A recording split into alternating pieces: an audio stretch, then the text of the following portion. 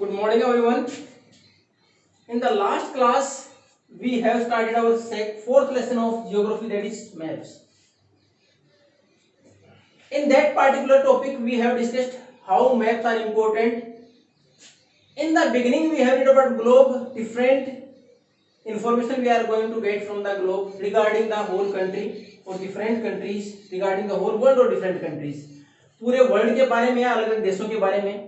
But whenever we are going to know about different parts of the country, even in the states, district, then maps are more valuable than globe.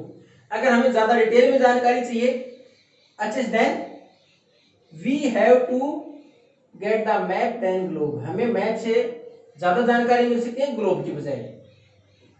अब इसमें हमने map भी अलग अलग प्रकार के पढ़े थे. उसमें कौन कौन से थे? Physical, in which natural features of any particular area is given, जैसे माउंटेन्स, प्लेट्यूज, प्लेन्स, उनके बारे में दे रखा हो, फॉरेस्ट, तो उसके बारे में दे रखा हो, तो हमारे पढ़ा था फिजिकल मैप हो गए.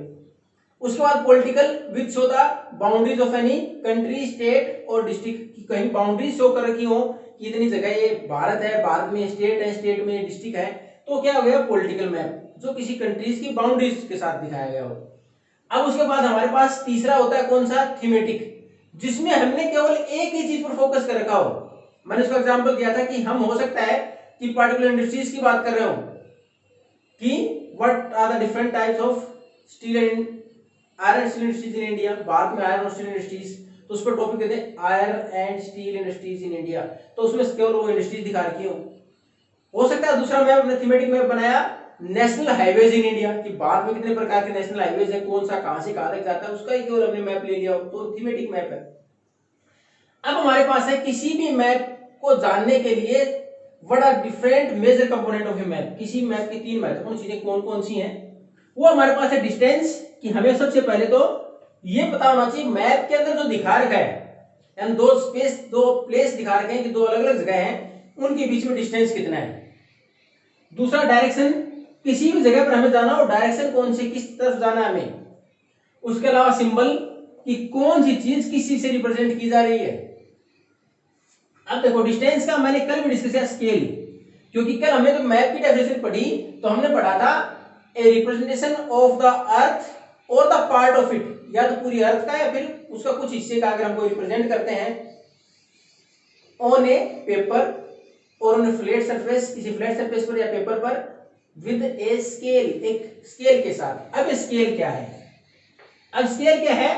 ए ratio between the actual distance on the land, एक तो जमीन पर वास्तविक जो अंतर है, and the distance shown on the map, और जो डिस्टेंस दिखाया गया है मैप के अंदर, उसका हमारे पास स्केल क्या है? वास्तविक जो हमारे पास डिस्टेंस है और उसके साथ जो मैप में दिखाया गया है उसकी रेशियो है. मैंने कल एग्जांपल लिया था इसका, आज भी बुक में एग्जांपल दे रखा है. आज आपकी बुक में एग्जांपल दे रखा है आपके स्कूल का. अगर मान लो आपके घर से आपका स्कूल 10 किलोमीटर है और आप एक मैप बना रहे हो, उसका लक्ष्मण का मैप बनाया आपने, उसके अंदर आपने अपने स्कूल को रिप्रेजेंट किया, आपके घर से उसका डिस्टेंस दिखाया कि ये आपका घर है और ये स्कूल है. अब ये जो डिस्टेंस है ये आपका कितना है एक्चुअल में, और अगर आप पैदल चल के आते कितना डिस्टेंस दिखाता है? 10 किलोमीटर. अब 10 किलोमीटर का मैप तो नहीं बना सकते आप, इतना बड़ा मैप थोड़ी बना देंगे, इतना बड़ा पॉसिबल नहीं इतना बड़ा मैप बनाना. अब इसके लिए हम क्या करेंगे? ये जो डिस्टेंस है हम ये देखेंगे कितना है स्केल के अनुसार. एक स्केल पर मान लो हमने इसको दिखाया 2 सेंटीमीटर, यानी 2 सेंटीमीटर स्केल हमने मैप के अंदर नापा स्केल से, तो कितना था? 2 सेंटीमीटर, यानी 1 सेंटीमीटर कितने के बराबर हो गया? 5 किलोमीटर के बराबर.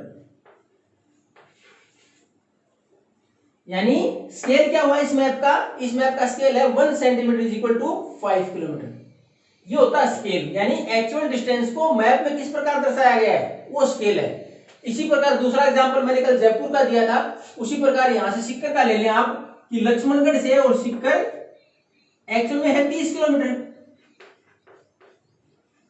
अगर मैप में आप स्केल से मापें, जो मैप बनाया आपने मैप बनाया किसका? आपने मैप बनाया राजस्थान का. राजस्थान का मैप बना दिया, उसके अंदर आपने ये अलग अलग एरिया दिखा दिए, लक्ष्मणगढ़ सिक्कर को दिखाया आपने. जब मैप में देखा स्केल से तो 3 सेंटीमीटर का डिस्टेंस है कहा? मैप के अंदर, और एक्चुअल में कितना है? 30 किलोमीटर का है. तो स्केल ऑफ द मैप क्या हो गया, 1 centimetre is equal to 10 kilometre. तो 1 सेंटीमीटर 10 किलोमीटर के बराबर हो गया। यानी जहां भी जितना भी डिस्टेंस किसी भी का भी देर का हो, सीकर का देर का हो, जयपुर का देर का हो, नागौर का देर का हो, आप उसको स्केल से मापे कितने का है, और 1 सेंटीमीटर 10 किलोमीटर के बराबर अगर मान लो जयपुर का इसमें देर का होता आपके पास, ये डिस्टेंस आप 3 सेंटीमीटर की बजाय आपने स्केल से मापा, ये 7 होता तो कितना हो जाता, 70 किलोमीटर। तो ये होता स्केल। अब इसमें भी अलग अलग अंतर है। अगर छोटी जगह दिखानी है तो we use a large scale, बड़ा स्केल इस्तेमाल हो जाएगा। जैसे हमने देखो 1 सेंटीमीटर किसके बराबर, 5 किलोमीटर के बराबर ही माना। अगर हमें पूरे वर्ल्ड का मैप बनाना है या किसी बड़े देश के लिए मैप बनाना है, तो उस टाइम के ऊपर हमारे लिए पॉसिबल नहीं है कि 1 सेंटीमीटर को हम 1 या 2 किलोमीटर से दिखा पाए, नहीं तो मैप बहुत बड़ा हो जाएगा। उस केस में हम क्या करते हैं, हो सकता है हमारा 1 सेंटीमीटर 500 किलोमीटर के बराबर भी हो जाए। यानी मैप के अंदर 1 सेंटीमीटर और एक्चुअली कितना 500 किलोमीटर का डिस्टेंस हो। क्यों? क्योंकि हमें अगर पूरे वर्ल्ड का मैप बनाए, किसी कंट्री का मैप बनाए, इतना बड़ा डिस्टेंस ज्यादा बड़े स्केल पर नहीं दिखा सकते। तो ये हो जाएगा हमारा small scale. Small scale map का मतलब क्या होता है कि मैप के अंदर जो स्केल है वो छोटा माना गया है, यानी 1 सेंटीमीटर बड़ी डिस्टेंस को दिखा रहा है, वो होगा स्मॉल स्केल। अगर 1 सेंटीमीटर बहुत कम डिस्टेंस को दिखा रहा है, यानी 1 centimetre is equal to 100 metre, केवल मीटर ही दिखा रहा हो, तो ये हो जाए लार्ज स्केल। यानी 1 सेंटीमीटर के अंदर तो 100 मीटर को डिस्टेंस कवर किया गया है। स्मॉल स्केल मतलब स्केल छोटा, यानी 1 या 2 सेंटीमीटर डिस्टेंस बड़ा दिखा रहा हो। यानी स्केल के अनुसार तो 1 सेंटीमीटर है, लेकिन मैप के अंदर जो डिस्टेंस 1 सेंटीमीटर दर्शाया, कितना दर्शाया गया, 500 किलोमीटर, 1000 किलोमीटर, तो हो जाएगा स्मॉल स्केल। यानी स्केल छोटा इस्तेमाल किया गया है, डिस्टेंस ज्यादा, स्केल छोटा इस्तेमाल है, स्मॉल स्केल। अगर डिस्टेंस कम है, स्केल बड़ा दिखाएगा, यानी हमने बहुत कम डिस्टेंस को, यानी 50 मीटर 100 मीटर को ही हमने दिखा दिया 1 सेंटीमीटर से, तो हो जाएगा हमारा लार्ज स्केल। और हमेशा large scale maps are provide with more information. Large scale map में ज्यादा इंफॉर्मेशन देते हैं। क्यों? उसमें डिटेल से खुला मिलेगा मैप। एक तो आपको केवल डॉट से मिले यहां से यहां तक बस, और एक आपको वही जगह यहां से यहां तक आसानी से दिखाई दे जाए मैप में। तो एक लार्ज स्केल है, सिर्फ डिटेल में दे रखा है, ज्यादा डिस्टेंस को कवर नहीं कर रखा है, कम डिस्टेंस को कवर कर रखा है स्केल के ऊपर, तो उसमें हमें डिटेल ज्यादा मिलेंगी। तो large scale map provide more details और मोर इंफॉर्मेशन, ज्यादा डिटेल प्रोवाइड कराता है किसी पर्टिकुलर एरिया के बारे में। अब हमारे पास एक और डिस्टेंस किसे दिखाया हमने, स्केल पर, यानी किस प्रकार स्केल इस्तेमाल करते हैं। अब दूसरा हमारे पास है डायरेक्शन। ज्यादातर अगर आप मैप देखोगे तो बहुत सारे मैप हैं। ये जो हमारा कोई भी मैप हो, जैसे यहां तक कोई मैप बना दिया आपने, तो ये हमारे पास जो मैप होगा इसमें हमेशा ये जो डायरेक्शन इस साइड हो सकता है, आपके राइट हैंड साइड में लिखियो अन का मतलब नॉर्थ, यानी अपर डायरेक्शन, इसका सिंबल भी ऐसे बना होगा मैप के साथ। ज्यादातर मैप में होता है, अगर नहीं होता है तो हमेशा जो टॉप डायरेक्शन वो कौन सी कंसीडर होती है, जैसे हमने फेस ऐसे किया तो हमारी जो ऊपर की डायरेक्शन होगी हमेशा नॉर्थ होगी। अगर दे रखा है तो स्वाभाविक है नॉर्थ दे ही दिया, अगर नहीं मेंशन कर रखा है तो हमारी जो सामने की डायरेक्शन ऊपर होगी वो कौन सी होगी, नॉर्थ होगी, ऊपर की डायरेक्शन। मैथड में कितनी डायरेक्शन होती है, 4। कौन कौन सी, नॉर्थ, साउथ, ईस्ट और वेस्ट। अब देखो, अगर मान लो हमें तो केवल एक ही डायरेक्शन दी थी मैप में, तो हमें तो केवल नॉर्थ लिख रखा था और हमें पता है ऊपर की डायरेक्शन नॉर्थ होती है। अब अगर आपको बाकी दिशाएं पता करनी है तो बहुत इजी है, उसके लिए हमेशा आप मैप को ऐसे फेस करें, जो डायरेक्शन ऊपर है नॉर्थ, उसके बिल्कुल अपोजिट नीचे कौन सी हो जाएगी, साउथ, इसके बिल्कुल opposite south. Right hand side में हमेशा ईस्ट और लेफ्ट में वेस्ट, यानी मैप को फेस करते समय जो आपकी ऊपर की direction north, right hand side east, left hand side west और नीचे बिल्कुल इसके अपोजिट साउथ। एक डायरेक्शन पता होती है, हमें सारी डायरेक्शन पता चल जाती है। तो ये थी हमारी, और इन डायरेक्शन में जो मेजर डायरेक्शन है हमारी नॉर्थ, साउथ, ईस्ट और वेस्ट को हम क्या बोलते हैं, कार्डिनल पॉइंट्स। कार्डिनल डायरेक्शन और पॉइंट्स, कार्डिनल डायरेक्शन और पॉइंट्स।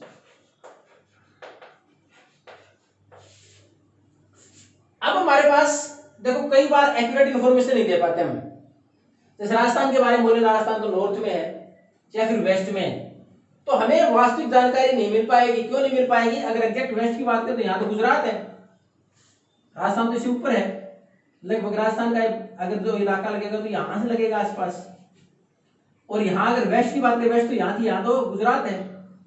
अब हम बोले नॉर्थ में है, तो नॉर्थ में भी अगर बिल्कुल अगर नॉर्थ की बात करें तो नॉर्थ में तो यहाँ तो J&K है, थोड़ा और नीचे आ गया। तो हमारी एग्जैक्ट इससे नहीं, जो कार्डिनल डायरेक्शन है उससे एग्जैक्ट लोकेशन नहीं पता चलती, तो हम और थोड़ा सा अच्छे से लोकेशन प्राप्त करने के लिए क्या करेंगे, हम इन डायरेक्शन को बीच से और डिवाइड कर देंगे। ये देखो, ये डायरेक्शन और ले ले,